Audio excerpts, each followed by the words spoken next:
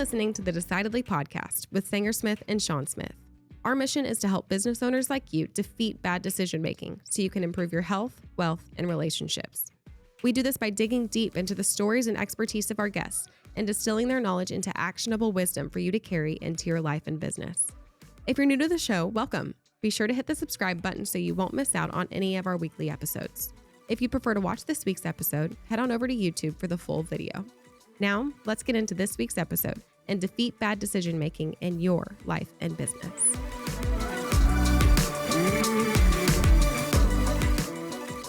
When I first started my career, I was really poor, and that's the story for a lot of people, I think. You know, right after college, you don't have a lot of money, kind of starting to just figure out how adulthood works. You have all these new bills. And so I made things really extreme on myself. One, out of fear, I probably acted poorer than I was, but also I just didn't have any money. So I never left anything plugged in beyond when I was done using it. So every time I wanted to watch TV, the entire TV had to reboot because it wasn't plugged in. So I'd plug it in, it would completely reboot. And then it took like 15 minutes later, I could watch something. Same thing with like my toaster, my blender, and all these things, my lamp, everything. I thought that saved me money. I kept the blinds completely down all day long. I never had any natural sun in my apartment because that kept the heating bill, or the AC rather. I kept the AC bill low. And in Texas, it could get pretty high. And I pretty much ate exclusively ramen noodles. Now, part of that is because I didn't have any money. Part of it's because I didn't know how to cook. But I just got ramen noodles at the beginning of the week, and I'd eat these, bulk pack of ramen all week long. So my grandmother came over to visit me from time to time. She lives in Fort Worth, and every time she did, I had ramen noodles. And she noticed that, and I guess she really thought I liked ramen noodles, because that year for Christmas, I got an exotic pack of ramen noodles. I got like all types of different specialty ramens. I got my very own pair of chopsticks, which I still use when I get sushi. And it was so funny to me because she didn't see it as a problem. She didn't see that I was struggling. She just thought I really liked ramen. And now I don't really trust anyone that hasn't had some period of their life where they've been forced to eat ramen. Speaking of only eating ramen, our guest today, she definitely struggled through that phase of her life in a much more extreme way than I ever have. Suzanne Heywood has an amazing story. When she was only 7 years old, her family set out to sail around the world. And what she thought was going to be a 3-year journey ended up being almost a 10-year journey of living exclusively on a boat with her family and strange crew who she didn't know. She finally found her escape from that boat, went to Oxford University, subsequently got a PhD from Cambridge, worked in the UK Treasury, became a consultant with McKinsey, and now she's the chief operating officer for one of Europe's largest holding companies, Exor. She has a magnificent, triumphant story from being isolated, excluded, and trapped in a world where she had no agency in future, breaking free from that and building a life not only of meaning, but of significance. So you feel like you're trapped on your own boat of sorts. This podcast is right for you. I'm Sanger, and this is Decidedly.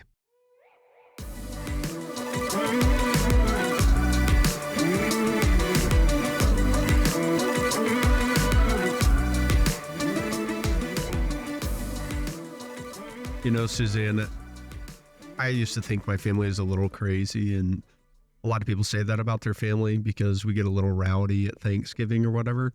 But I think your family, I think you can wear that label really honestly. Y'all set out on a voyage to sail around the world when you were how old? When I was 7 years old. 7. So that's young enough to where, did you have any questions for your parents at that point about the wisdom of such an excursion, or were you just immediately up for it? Well, my father announced it when I was 6 years old.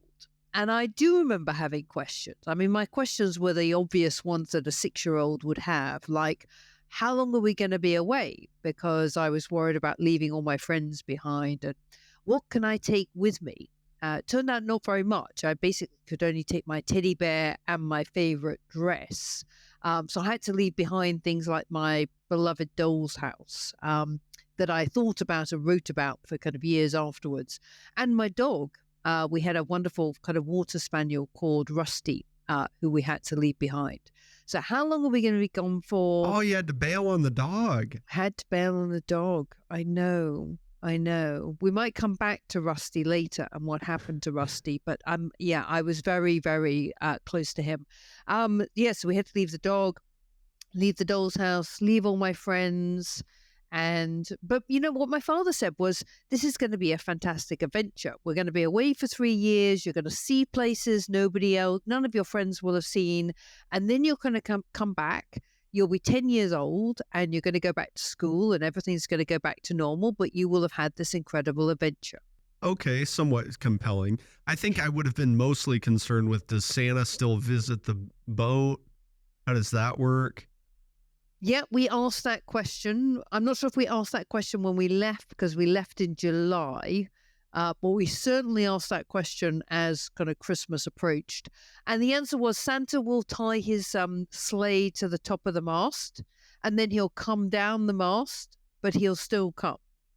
Okay, that's good. He always finds a way, doesn't he? He does always find a way. That's kind of the appeal of that guy. So what do you think? What was your, obviously as a 6-year-old, when you hear the news, 7-year-old, when you actually take off on the boat, you don't have a whole lot of say in the matter. But were you enthusiastic? Were you reluctantly going along with it? Or were you totally rebelling from it? I think that at the point at which we left, as I remember it, I was quite enthusiastic. I mean, like a lot of little girls, I hero worshipped my father. I thought he was an incredible sailor. I hadn't been a lot sailing with him, but I had a couple of times, and I completely trusted that he was a wonderful sailor. This was going to be a great adventure, he kept on telling me. And of course, my mother was going to be there and my younger brother. So I don't think I really questioned it. And I was told it was going to be a fantastic adventure. So, you know, I was definitely going to be part of it. I was worried about everything I was leaving behind, but I don't think I really kind of pushed back at all about leaving. So it's you, mom, dad, younger brother. Did you have any other siblings? No, I've only got one sibling who's a bit younger than me. But when we set sail, we had 3 crew on board, one of which had actually crossed an ocean before. The other 2 had not, and my father had not either. Okay, so this was an adventure for everybody. This was a totally new thing for everyone. It certainly was. My father had never crossed an ocean. He taught himself how to navigate, because in those days, of course, you didn't have satellite navigation. We're talking about the late 70s. So you had to navigate by taking the angle between the sun and the horizon.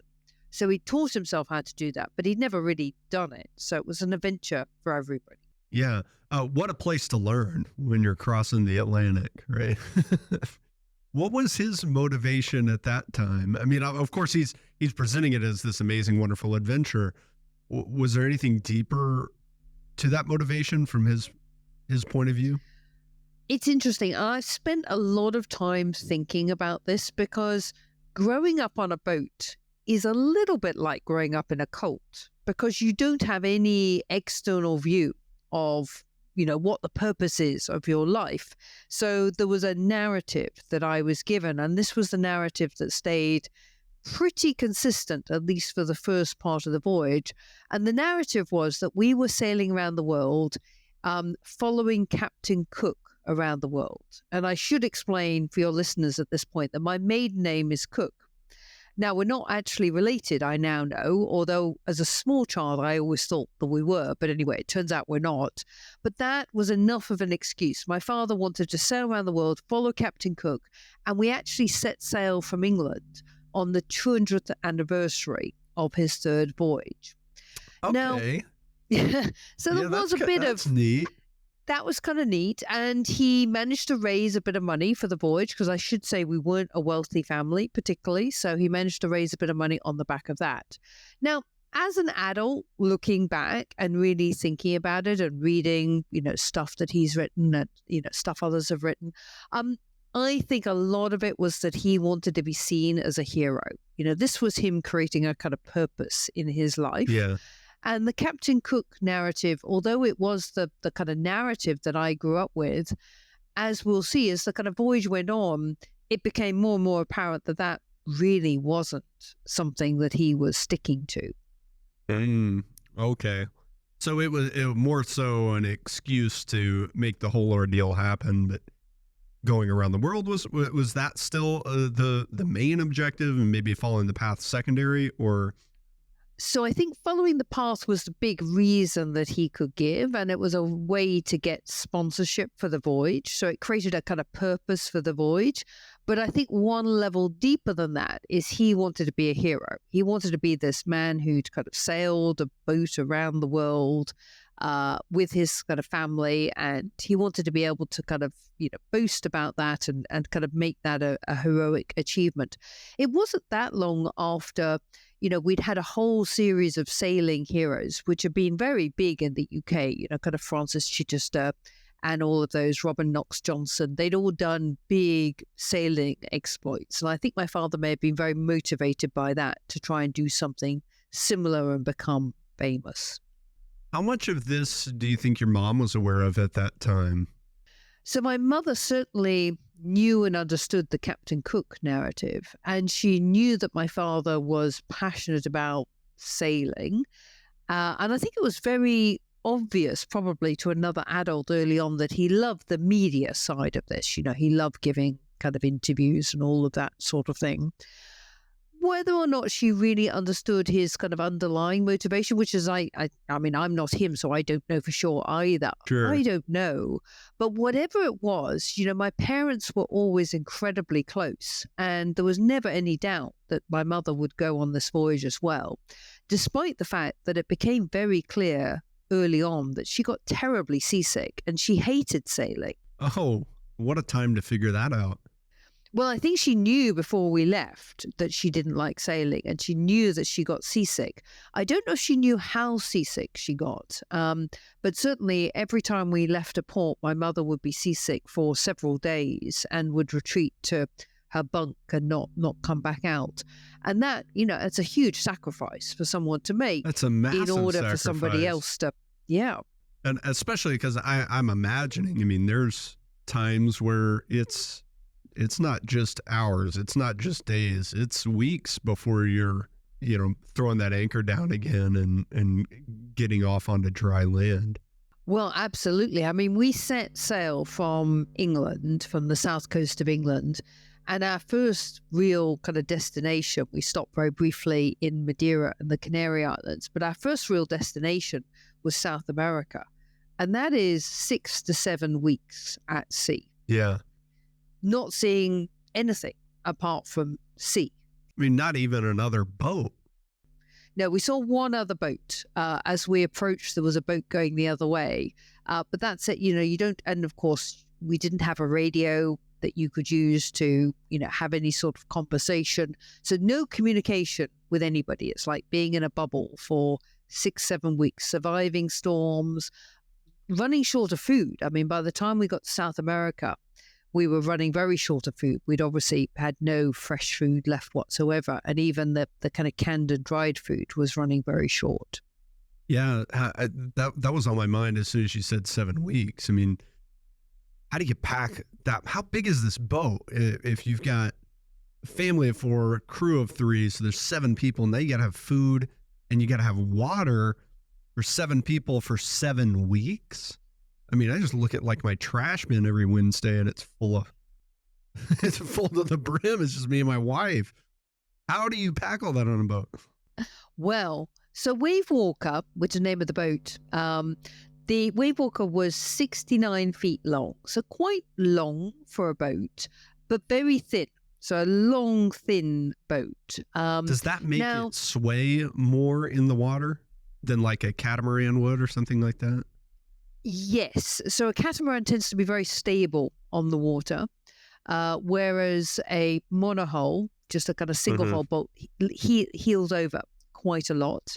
It doesn't sway that much. So when it depends which way the wind's going and which way you're sailing against the wind, but it will lean over, if you like. It will heel over quite a long way. So most of the time you're living with your world tilted over on one side, and obviously because it's kind going of to go, back yeah, and it's forth. going to sail kind of on an edge for a long period. It's not just going to stay there and then kind of like wobble to an even spot. It's going to go. What's the advantage of that? Is it because it's faster? It can turn quicker? Well, basically, it's just the effect of the sails. So imagine, you've got the wind filling the sails are pushing the boat over onto its side. So that is how, it's just the pressure of the wind on the boat. You then have a lot of lead on the keel, which stops the boat kind of going all the way over. So it gets to a kind of stable point, but it kind of generally sails on an angle. So down below, you're living on that angle with your world tilted on one side, and of course not being still, because it tends to rock forward backwards as it's going through the waves, but on an angle. And then every so often you will tack, and that means you take the boat round the other way, so the sails go the other way round. And then down below, what happens is the whole cabin tilts from one way to the other way, and then you're living on the other way. And all your soup pours out and everything. Well, everything kind of falls off. But also, you're living your life at, sometimes a kind of 45-degree or more angle. And even little jobs like climbing out of your bunk in the morning. If you're trying to climb out of your bunk and the whole room is on a 45-degree angle, that's pretty hard to do, particularly if you're a little kid. Even walking through the cabins is quite difficult. So you're at sea for 6-7 weeks. By the time you get to land, it's a very strange experience getting back on land again. For a start off, it feels like the land is swaying because all of a sudden you're not used to it. I remember when we got to Rio de Janeiro, which is where we stopped in South America, we couldn't cross the road because we couldn't work out how fast the traffic was going. You'd lost your ability to do that. Wow. So this is like immediately you're in this disorienting experience, and the disorientation lasts for much longer. There was no gradual build up there.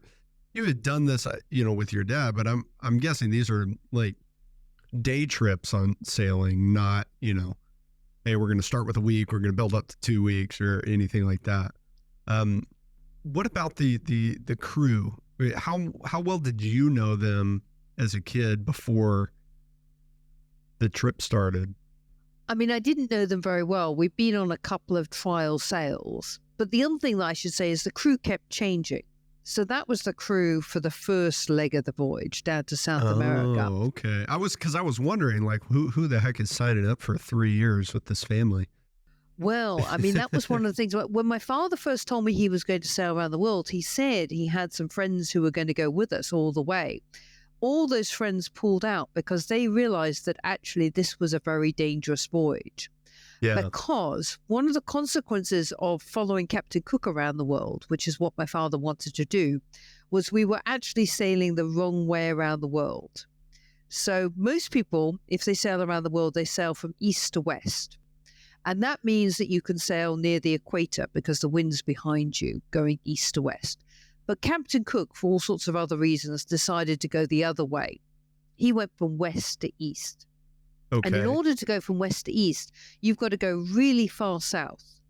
So that meant that when we left South America, by which point we only had one of the original crew on board and another woman had joined, we had to cross the very southern Atlantic Ocean. And that was a very rough trip. I described that in my book about the voyage. It was incredibly rough, huge waves, and we lost the compass. The compass stopped working halfway across, and that was a kind of a major moment because then you don't know where you are. Yeah. How in the world was that not just the end of it right there? How do you even survive losing the compass? Well, it almost was the end of it. I mean, luckily we had a tiny plastic compass that we managed to find that was stored up in the bow. but it was it was nowhere near as accurate. So for a while we thought we were stuck, but then we found that we eventually got to South Africa, sailing the wrong way around the world.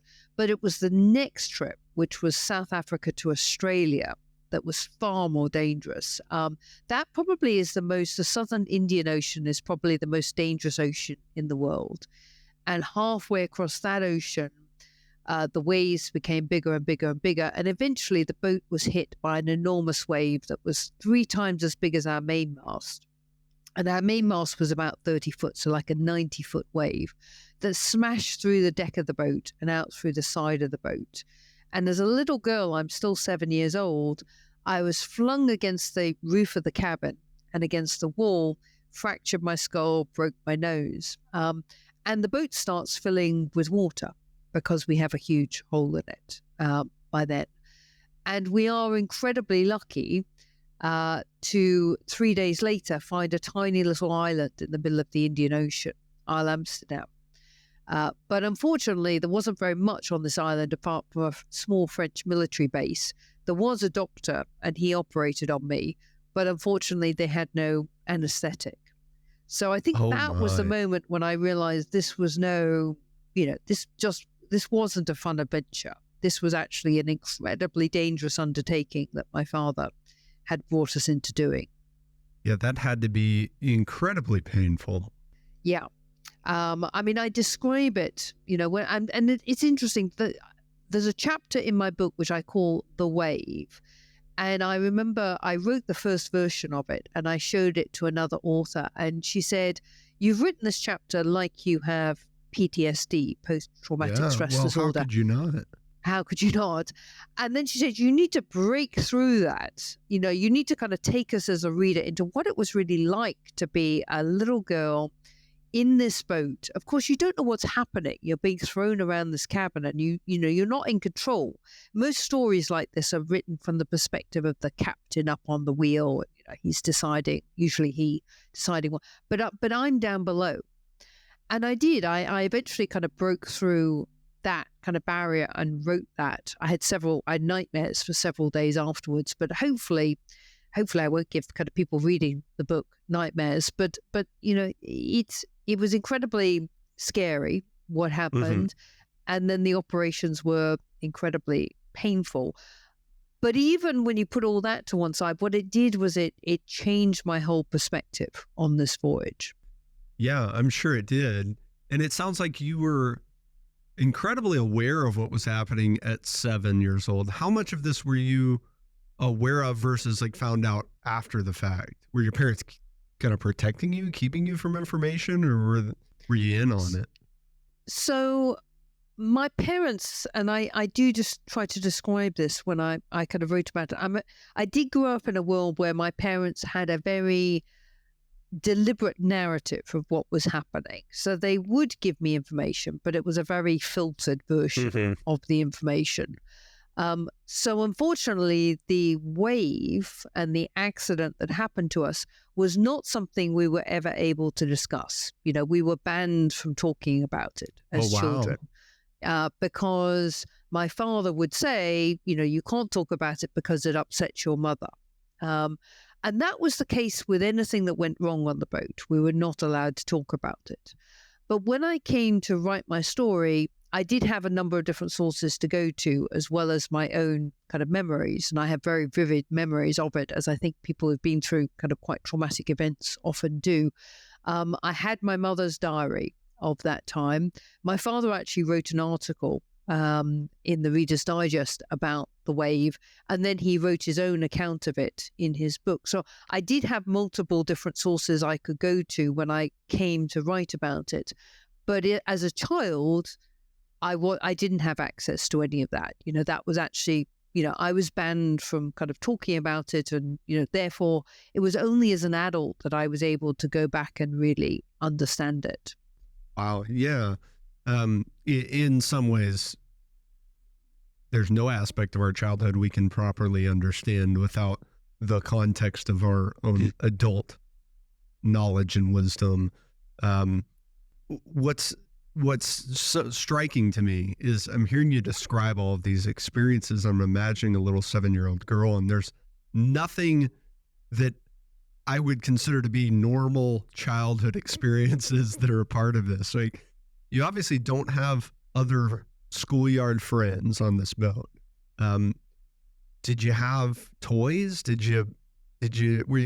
Was there room for you to play and be a kid and use your imagination on? So not a lot. So we obviously didn't have any friends. There was just me and my brother.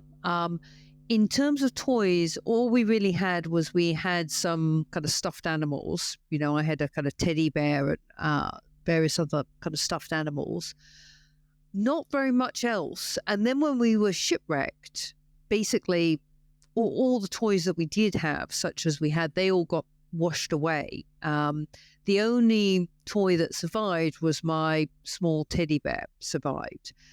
We were lucky because we did get quite a lot of press coverage when we finally got to Australia after the accident, and an incredibly kind man whose family owned a toy factory turned up down at the boatyard one day and brought a bag of toys for my brother and me. I remember it included for me another bear. So I had kind of 2 teddy bears, which was rather kind of wonderful.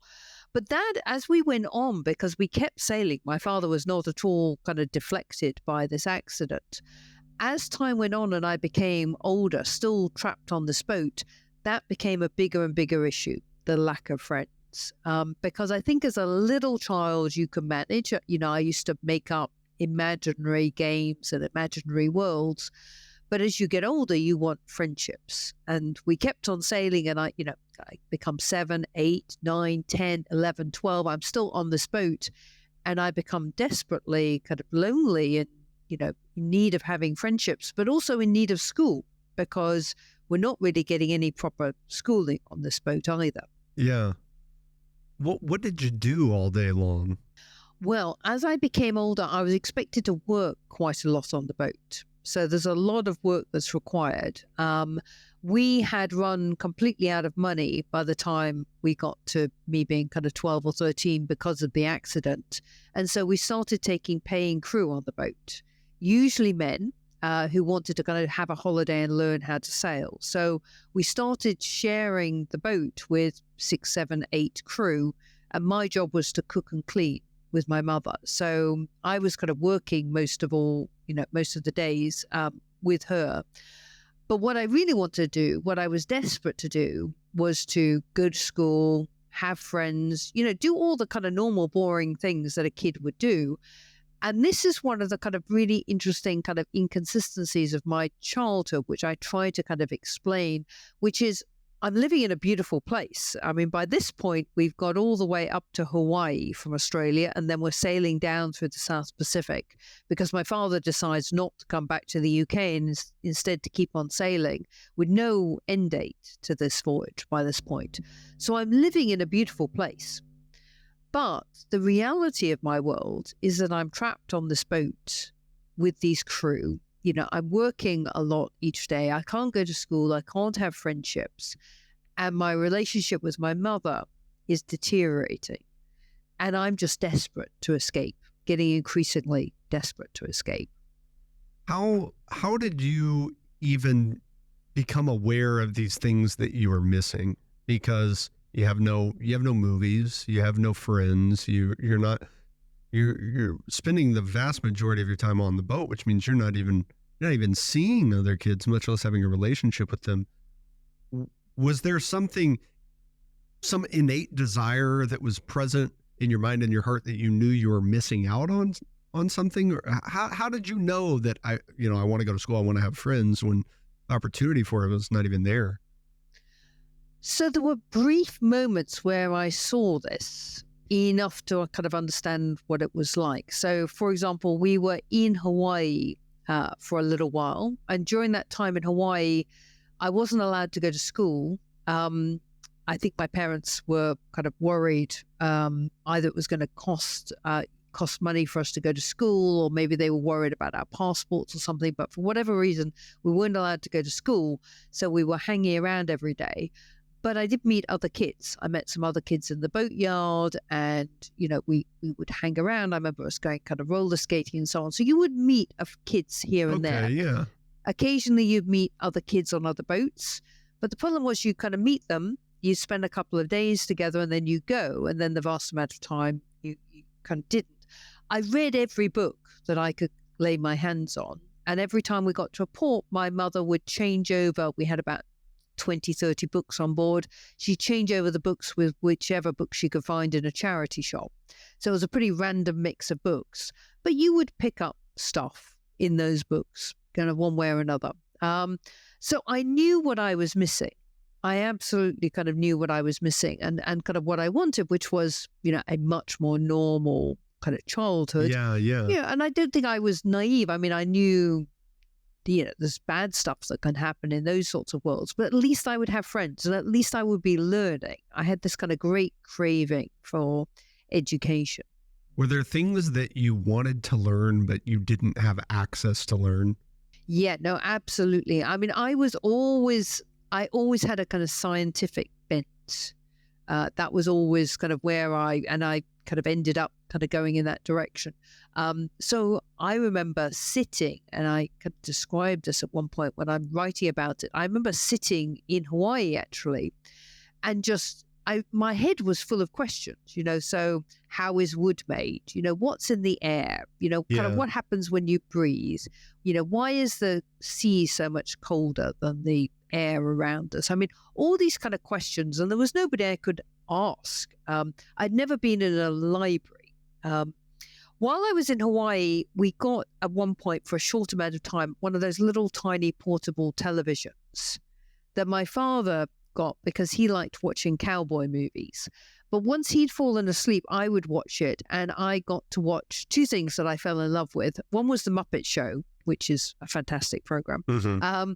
But also I watched Cosmos, which is this program by a scientist called Carl Sagan, and he would in each episode describe some sort of scientific mystery. I remember one about the Library of Alexandria.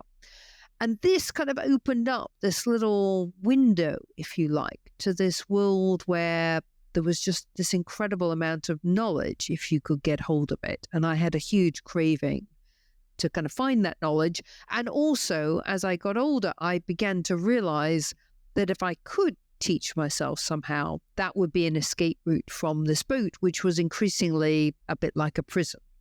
Yeah. So you're thinking education that's what's going to get me out of the boat. And you're talking about at this time, 11, 12, 13. Originally, this was a 3-year journey. So when did you realize, hey, this isn't going to be 3 years?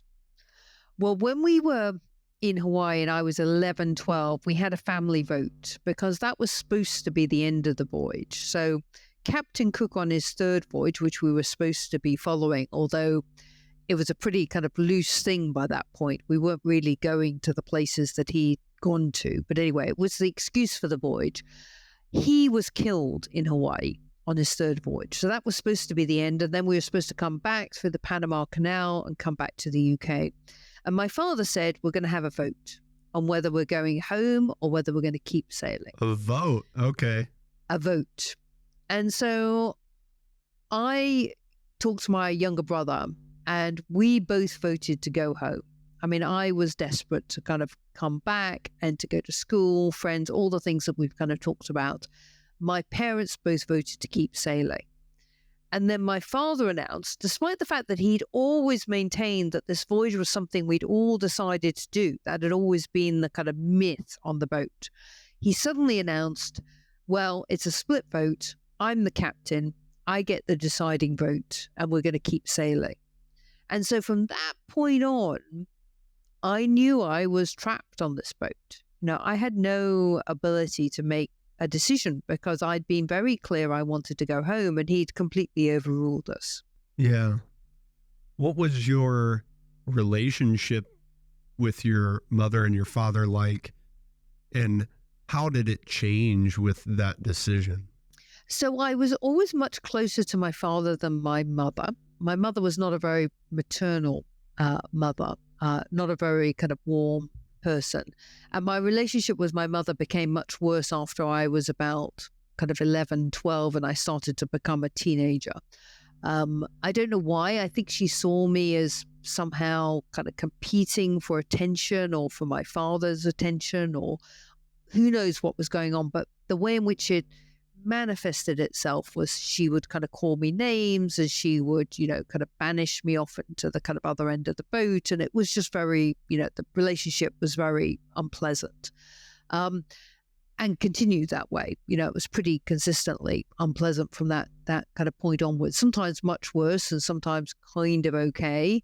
There were long periods, sometimes weeks, when she wouldn't speak to me directly on the boat. She would only speak to me through other people. Can you tell that girl to go and do this? And that's very hard to deal with when you're in such a confined environment. Well, especially when neither of you have other relationships, or at least very many options for other relationships. Exactly. It's kind of terrible because you can't leave, you can't go to a friend's house, you can't do anything. So the only thing that I could do was retreat into myself, and just try to, say as little as possible to her to try and avoid her kind of attacking me. My relationship with my father was much better in that, he was warmer to me. And we would, I remember we used to have kind of jokes, and, I remember taking my teddy bear up on deck when he was on watch, and we would kind of chat. But with my father, it was always very conditional. This was his voyage and he was going to do it his way, and he would never change any of that. But he was a warmer person kind of day to day in my life than my mother was. So at this point, when the vote happens, you're how old, 13 or so? I'm about 12, I think, when the vote happens. And so y'all set, at that point, you were originally going to go through the Panama Canal back home to England. So instead we turn around, and instead of going east through the Panama Canal, we go west and sail all the way back down the Pacific to Australia. And it becomes apparent to me that my father has no intention of ever finishing this voyage. He's just going to keep on sailing. I mean, he's fallen in love with this idea of being the captain of a boat, taking these crew on board to earn money. I'm cooking and cleaning with my mother to kind of, support that. And somehow that's keeping this going. I eventually managed to convince my parents to let me enroll in a correspondence course, in a schooling by post. And I start trying to teach myself. By this point, I'm about 14, 15. And I'm starting to try and teach myself. But it's very difficult on the boat because there's very limited space. There's only one small table. And most of the time, I'm not allowed to use it because it's being used by the crew. I'm obviously working down below.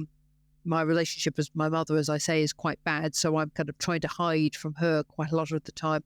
And also, of course, if you're doing correspondence, you need a post office because you've got to post the stuff off and get it back. And it was always very unclear when we were going to get to a post office and when we were going to go to another one. And you're kind of trying to work in the scraps of time that you have at sea. How do you receive correspondence when you're on the boat? So when I would send stuff off, say we were in, Vanuatu, I would say to my father, "Where are we going to next, Dad?" And he would go, "Oh, we're probably going to Fiji." So I would post my stuff off in Vanuatu, and I'd say, send all the lessons back to Poste Restante, the main post office in Tahiti. But the problem was that, you never quite knew when you were going to get to Tahiti. The post office would only keep the post for a certain amount of time, then they'd send it back. Sometimes my dad would just change his mind, or we would get there and he wouldn't want to wait around for the post to arrive. So I'd say I got less than half of it back, but I got some of it back. And I was just determined that this was going to be my escape route. I think there was two reasons. One, I thought if I could educate myself, I could get off this boat and create my own life. And then the other thing was, in a world where I had very few things that I could control, although I was living, as I say, in this beautiful, world in many ways, and we would see whales and dolphins and all the things that you would expect. And in many ways, that was wonderful. But the reality of my world was I couldn't control anything. But my education, I could control. When I opened up a book and I started studying, that was something that I had a small amount of control over. I mean, you've talked about the physical beauty of the world and the environment a few times, and it seems like a really small consolation given all of these other negative things that you're experiencing. If you don't have loving, meaningful human relationships, you don't have control over you don't have agency over your own life. I'm not sure that being in a physically less beautiful environment would have really made it that much worse. Yeah, I really agree with you. And I mean, the reason why I say it is for the whole of my life since I escaped from the boat, when I've said to people, I grew up on a boat, and they say, well, where? And I say, well, mainly the South Pacific. People will say, well, that's amazing. What an amazing childhood. You must have seen whales and dolphins. And yes, I did. And you must have seen islands that most people don't get to see. And yes, I did. And, I've seen, different cultures and different people that people wouldn't get to experience. And all of that is true. And all of that I kind of took something from. But you're completely correct. What I paid for that, the things that I lost were far, far greater.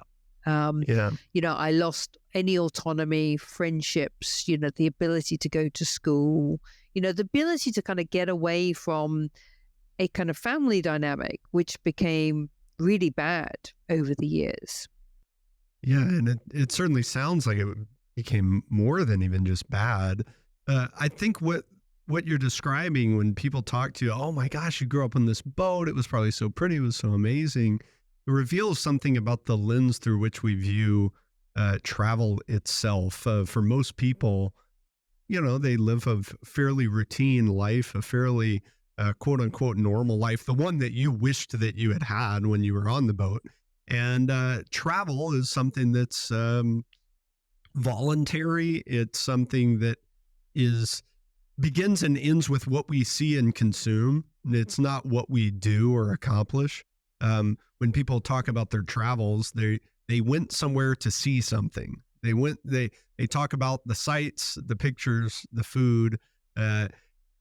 It's not about the travels. I went here to study, or I went here for business, or I went here for, whatever I had to do something. Knows what I consumed, what I saw. And I think people really overweight the value of that, because there's something within us that recognizes when we go do something so grand, I mean, gosh, it must have been important. If I went to Fiji, I mean, there must have been something that I really gained from that, because otherwise that's a lot of time and money and effort for what? And so we overweight it. And it reveals to them, well, wait a second, if you saw the beautiful whales and the animals and the trees and the water, how could it not have been good? But it wasn't, because the most important thing in life is so far away from what we see and what we consume. It's what we do and what we build and what we create. And if you don't have that, you don't have the ability to create, you don't have the ability to build, you don't have the meaningful connections, then what you consume is meaningless. Yeah, I completely agree. I mean, the things that a child needs, and I've thought a lot about it, the things that a child needs in a family are, unconditional love, which I never had. They need their parents to be there, kind of for the important moments, but they need friendships, they need education, they need to have fun. They just need to have fun. And for a kid, it's not fun just to be in a beautiful place. I mean, we very rarely stopped and did things which were fun for a kid, and fun for a kid is going on a water slide, going out and kind of hanging out with your friends for the evening, all those sorts of things. Those are fun for a kid, not just sitting on a boat in a beautiful bay with palm trees around it with a bunch of adults that you don't really want to talk to. So you're right. I think traveling is not just about being in nice places. Traveling is about, for me, I still love traveling, by the way. I don't sail very much anymore, but I still love traveling, and I travel with my kids. I have 3 kids of my own now. And the really wonderful thing about traveling is, first of all, now when I travel, I have agency. I can decide what I want to do and what I don't want to do. I'm not trapped. But also I'm traveling with people who I love and care about. And traveling is a wonderful way to spend time with people who you care about.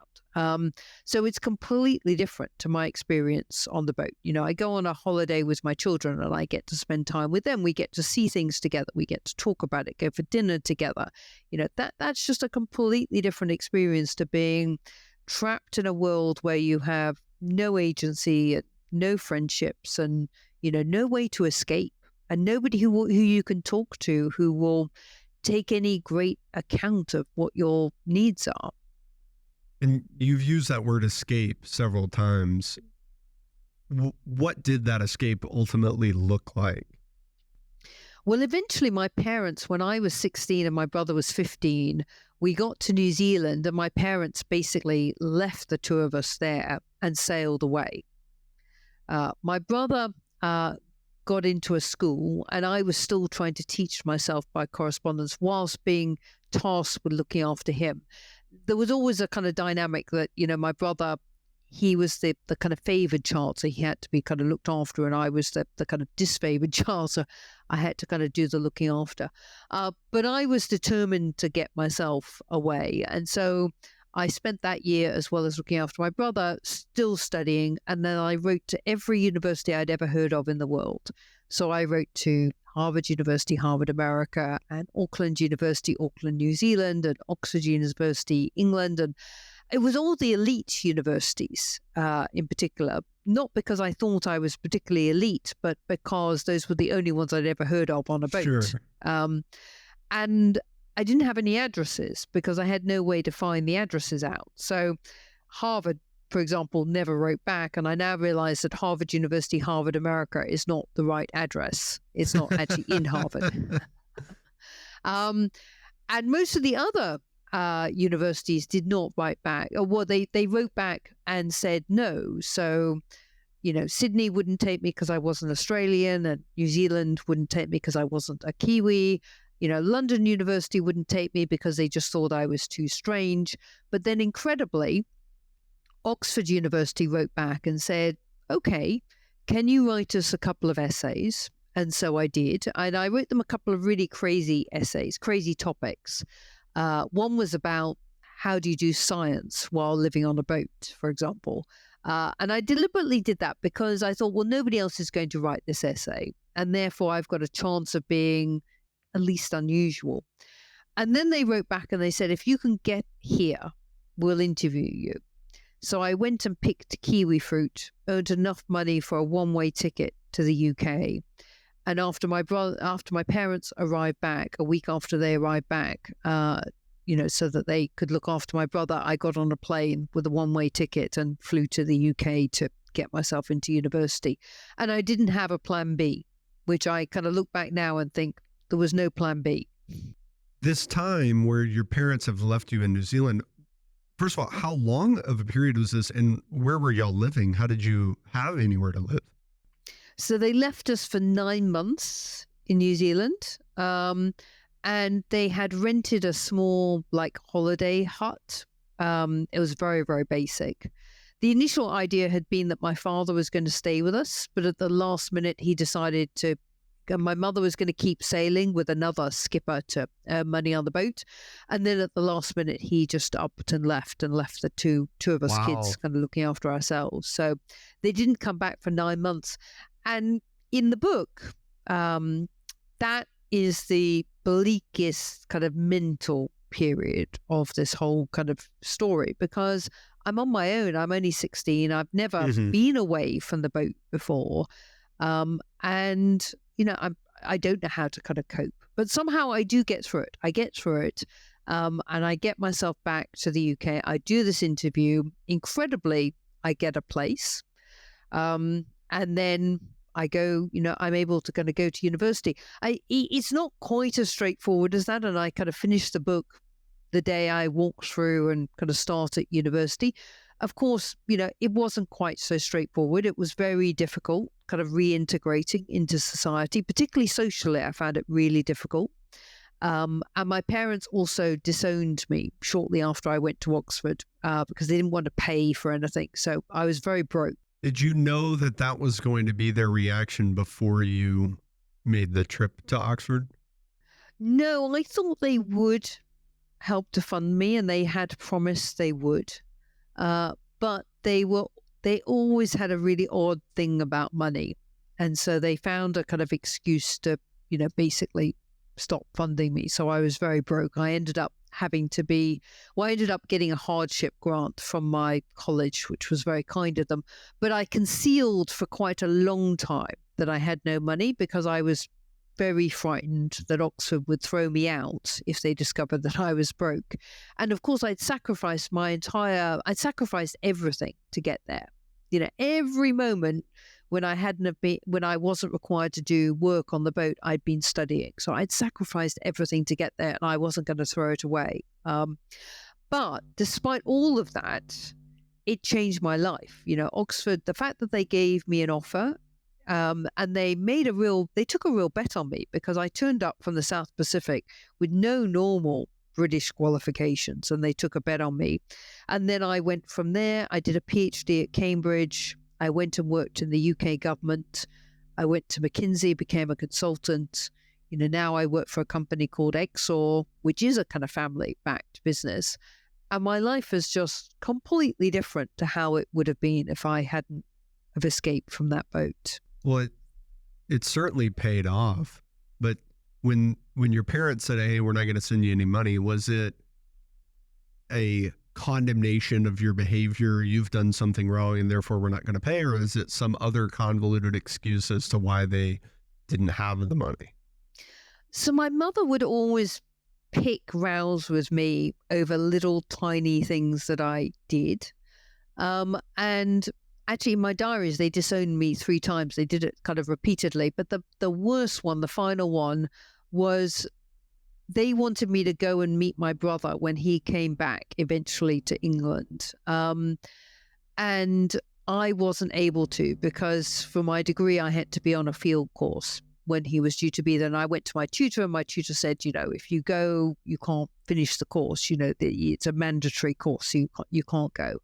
And nobody had met me when I came back to the UK. So I just arrived and so I rang up my parents and said, look, I'm really sorry, but I can't meet my brother. And this is why. And they disowned me.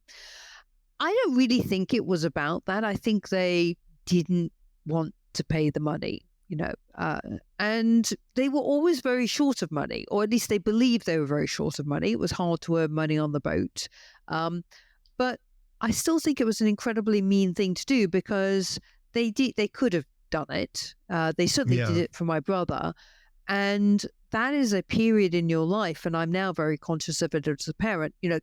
When your children are that age, having no money, being incredibly broke is, made my time at university really, really, really difficult. I mean, I was literally hungry for quite a lot of my time at kind of university. So it was a very kind of mean thing to do. And it made me really reflect when I became a parent on, what are the things which are reasonable to do and not reasonable to do. And, that's definitely in the category of not reasonable. My dad has a similar experience with respect to the money in college that he's shared on the podcast before, where basically all of a sudden, halfway through, the money stopped and there was no real reason for it. There was no warning. There was no explanation. It wasn't so much that, he had done something wrong or anything, or that case was even attempted to be made, but all of a sudden he had no money. And he, ever since I was little, he would tell me the stories of that. How he would go to the happy hours at local bars because all the bars had free food for happy hour. Well, he would sneak in, not buy any alcoholic drinks, and then just eat the nachos and then go home. He would talk about how he would only go to the restroom on campus at school because he didn't want to have to buy his own toilet paper. And on his last day of school, he didn't have enough money to get gas in his car to come back home. And so he sold his textbooks, and that was enough to fill his tank with gas. And he came back home just the way you started with not a single penny. And that shapes you. Yeah, it shapes you. It does. I mean, what I did, I had almost no money. So what I did was, first of all, I couldn't ever socialize because that required money. So it has a kind of big impact on you in that sort of way. The biggest issue was food because I couldn't afford food. So a bit like your dad, how do you solve this? And I worked out that if I bought one bag of dried pasta and one can of tomatoes, I could feed myself for a week. So 1/5 of the can of tomatoes and 1/5 of the bag of pasta every night was just about enough to get from Monday to Friday. And then on a Friday, I remember my treat was a hazelnut yogurt. That was the kind of Friday treat. And I look back and I think, that's terrible. I mean, that's just awful. And I wish now that I had gone to my college earlier and said, can I do something? I mean, the other thing that I did is I worked out every single prize that I could apply for. Because nobody ever bothered applying for the essay prizes in my college because they weren't worth very much. You'd have to write like a 20-page essay and then they would give you a £20 prize, if you won. But the good thing was that nobody ever bothered. So I just entered all of them. You win by default. Kind of won by default. I entered a science writing prize in the newspapers and won some money. So I found all these different ways. In the holidays, I figured out every holiday a way to kind of somewhat fund, because the summers were a real problem. What are you going to do in the summer when you've got no home to go to? Because my parents were still on the boat and I had no money. So one year I volunteered to be a research assistant and, that meant that I got a little bit of money. Another year I raised funds to lead an expedition and I went to kind of Africa and looked at butterflies, but that also meant that I was fed, which was great. It completely shapes you, and it shapes how you behave as a parent, and it shapes how you think about kind of money. And I've never wanted to be the sort of person who is, that mean with money that kind of people around me really suffer from it. Yeah, it's a tool, and a lot of it can be overcome. And I don't know if this would have solved this for your parents and for you in your situation, because there's obviously a lot of other intrapersonal issues that were at play. But one of the biggest ways to solve it is just talk about it as a family. And when I hear you talk about the money problems that your family experience, it sounds like not communicating about them was one of the major problems. And what's odd is that it's often a symptom of a lack of money, but then it becomes a cycle. We don't really have the money, but we also don't want to tell our daughter that we don't have the money. And so we're never going to acknowledge that we don't have the money. Well, now she's gone off and she's going to an expensive private university. Whoopsies. Now we're in trouble.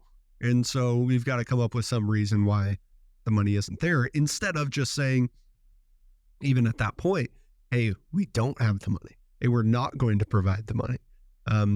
Because once you start concealing, people will make decisions based on information they thought they had. And I see that happen on less extreme examples. A family might not want to talk to their children about money, but they really can't afford for their kid to go to Vanderbilt.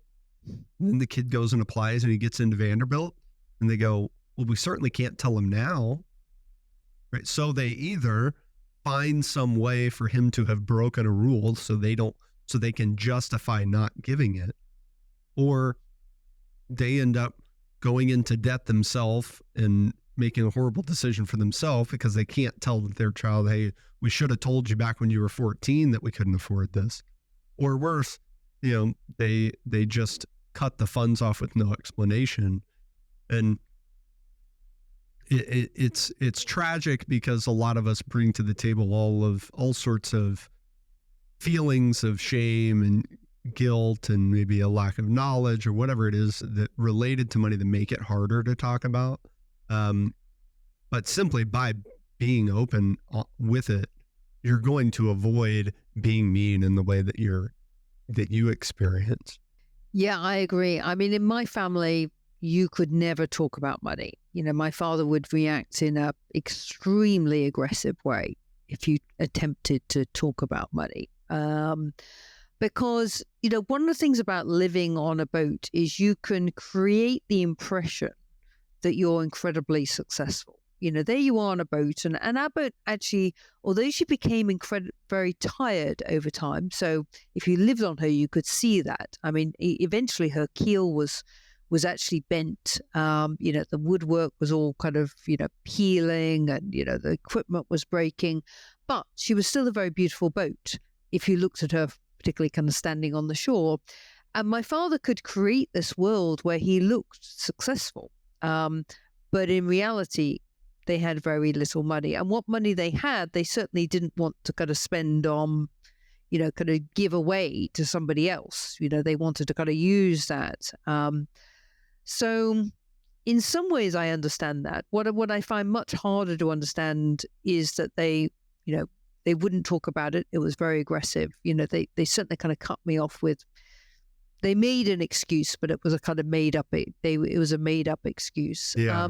And they did fund my brother. They funded my brother. I know that they had enough money to keep sailing and do other things. So I think sometimes, what I've kind of realized as a parent is that there are points in your children's life where money makes a massive difference. Allowing your child, and by the way, the UK universities are not that expensive, so I wasn't paying for fees because I'd managed to get those covered. It was literally money for food was what I needed. So we're not talking kind of vast sums. But that makes a massive difference, if you care about your children. So you've got to have your kind of priorities slightly odd if you're going to kind of put other things above that. I see families this is exacerbated in your family by the circumstances, but I see people in other situations who prioritize status. And when you prioritize status, you necessarily are prioritizing the perception of status, because part of status is the perception. And when that is a tenet of your value hierarchy, if it's at the top of the list or close to the top of the list of your value hierarchy, you're going to make very, very challenging decisions about money, because a lack of money can negatively impact that perception of status, which can therefore negatively impact your real true status. And so when people value that, it's such a losing game. And if your parents were in a situation where they valued status, they wanted to appear as if they had money, then any time where they didn't, being open and vulnerable and talking about it and communicative was the absolute worst thing to do. It was the only thing that was going to solve the money problem, but it was also the biggest threat to the actual perception of status, which was the important thing to protect. I think that's a very common experience. It's very interesting. It also means that you spend the money on the wrong things. So you spend the money on the things that preserve the status. So in my parents' case, my parents both drank very heavily, which is quite common in kind of sailing families, very heavily. So there was always a massive supply of alcohol on the boat. And that's very important for status in a kind of sailing world, because people would come on board, you would give them lots of drinks, you would be successful, you were being kind of generous with the alcohol. So a lot of money was being spent on things that preserve the status, rather than actually kind of things which are, frankly, much more important for your family than spending the money on the alcohol, like, kind of giving your kids money to kind of pay for food. And that, for me, is a real problem. The boat was a symbol of status, so my father would, much prefer to pay to buy something for the boat, even something that wasn't an essential thing for the boat, but, kind of a nice additional kind of, painting something on the boat, or kind of adding something to the boat, or a new kind of piece of woodwork for the boat. I don't remember him ever buying me a new piece of clothing as a child. All my clothing was secondhand. So I think kind of status makes you make strange choices about how you spend money, because you spend money on the things that make you look good. Yeah, and the status symbols necessarily and inherently are things that are not good investments. They're depreciating assets almost exclusively. I mean, if you think of like a diamond ring that a groom would give to his potential bride, right? Why do we give a diamond ring? People will criticize it. Well, it's wasteful. It's not really that useful of a stone anyway. It's overvalued. It's not worth the money. Well, yeah, but like that's why we do that. Before diamond rings, we gave big bouquets of flowers, and we'd sacrifice a farm animal, or you'd give a bunch of meat. The cavemen would give piles and piles of meat, because more meat than could be consumed, because to waste was to display wealth. I have so much that I can afford to waste. And that's what a status symbol is I have so much I can afford this very expensive car that certainly exceeds the minimum requirements for transportation.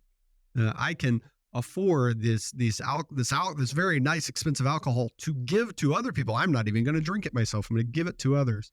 That's the essence of a status symbol, and that's the tricky game that you find yourself playing when you chase status. Is ultimately, of course, it's meaningless, and it's not going to be a fulfilling identity.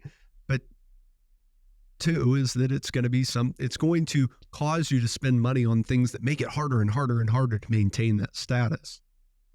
Yeah, much, much better in life to, do things which are meaningfully good things.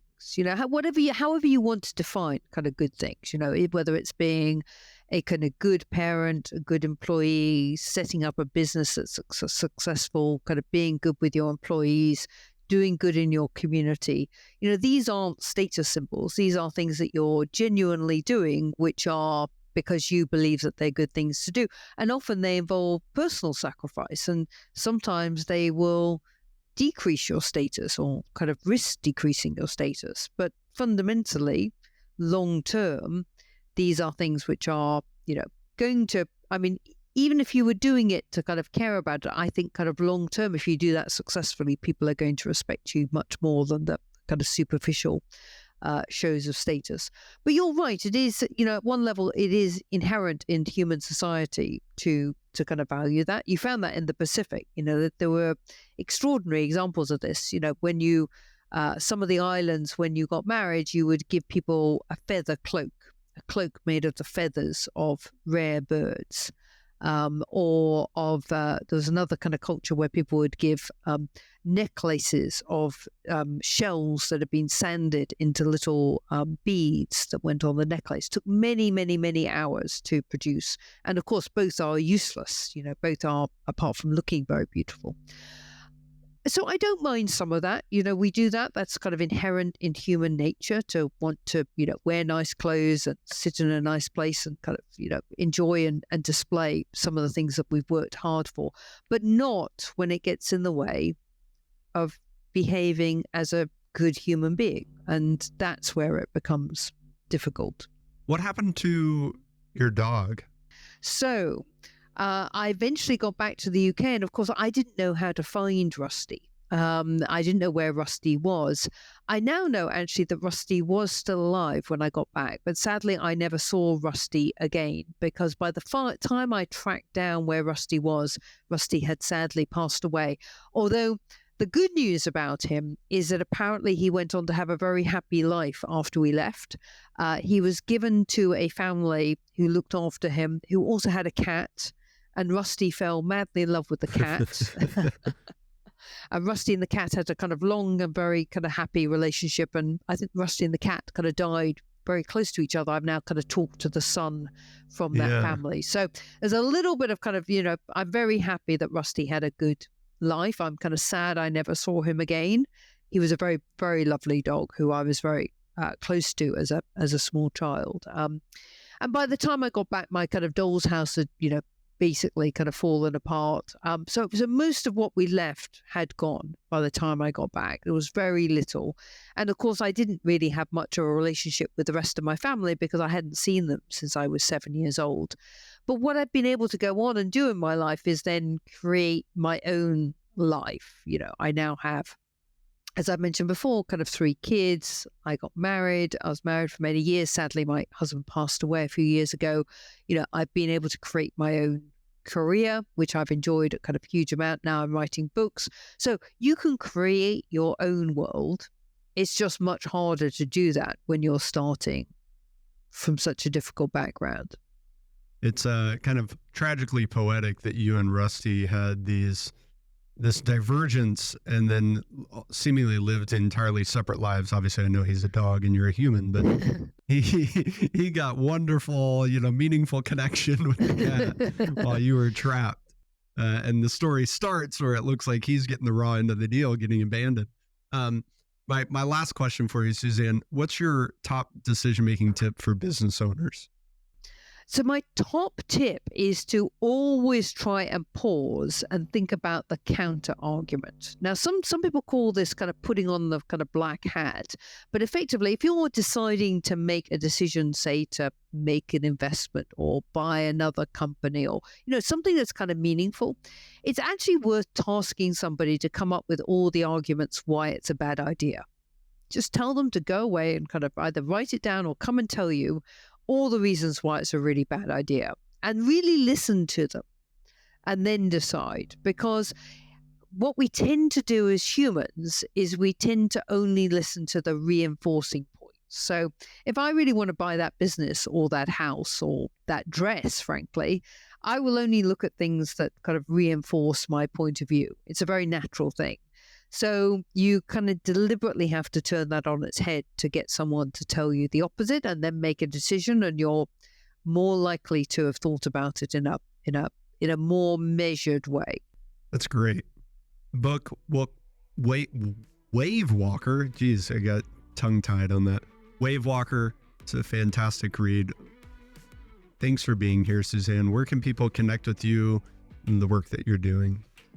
So they can find me on LinkedIn. They can find me everywhere, actually. Find me on Facebook, find me on X. I'm on all social media. So they do kind of connect. And I'd love to see what some of your podcast listeners are doing. I know they're all doing really interesting stuff. Thank you so much. Thank you.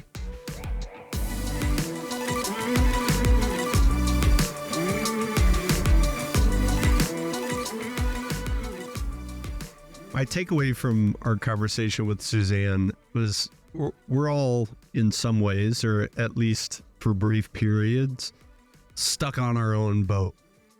We're somewhere where we don't want to be and we want to get off.